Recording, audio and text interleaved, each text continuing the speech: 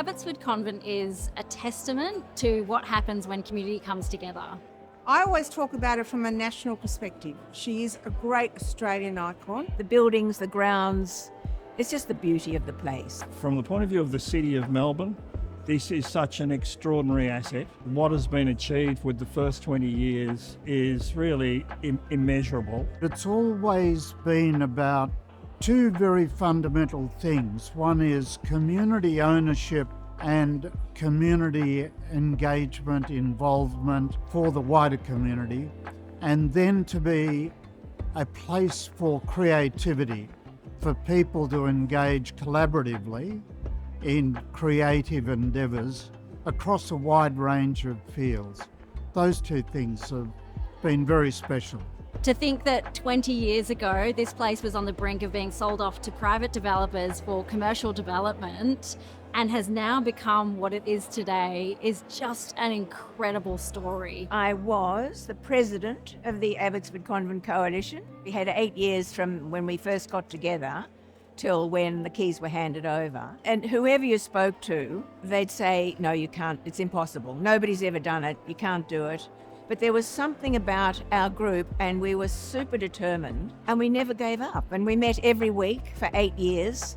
How it's run is actually very much the vision that we had, which is quite amazing. We wanted to keep it open for the community, and we did. So far, so good, as they say, 20 years on.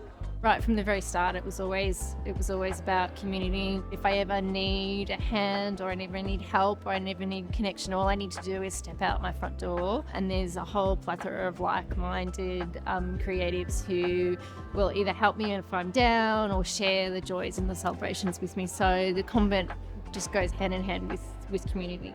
And the mix of arts practice and practitioners that just gels and melds and works. You've got well-being, you've got education, you've got music, dance, painting, you name it, we've got a bit of it. And they all collide together. It's a place of common meaning for all sorts of people across all sorts of different fields. So it's still bringing people together, 100 years later. They've always managed to keep the convent new and fresh and exciting. And they've managed to do that at the same time as keeping this palimpsest of history that's so important to the convent, from its history for the First Peoples, for the Wurundjeri people who are the true sovereigns of this land, through to the many people whose lives were touched while it was a convent, to the many iterations of culture that we've seen coming through here. My hopes would be that it continues to be able to be a springboard for artists and creatives to make amazing work, whether this is a springboard for performance and artworks happening elsewhere. So this place as an incubator and a supporter of a vibrant arts community for the whole of Australia. One big hope is that we're able to continue to make it financially viable so that it can be maintained and continue to operate as a place of creative endeavour. I don't think there's anywhere in Australia, perhaps not even in the world, that combines a historic heritage building with a rich history, with an open space, along with fostering world-class creative endeavours from artists and creative industries.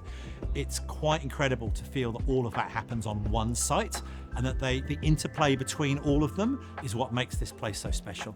I'd like to see it just blossoming, but maintaining the integrity of the site, really, which is what it was important.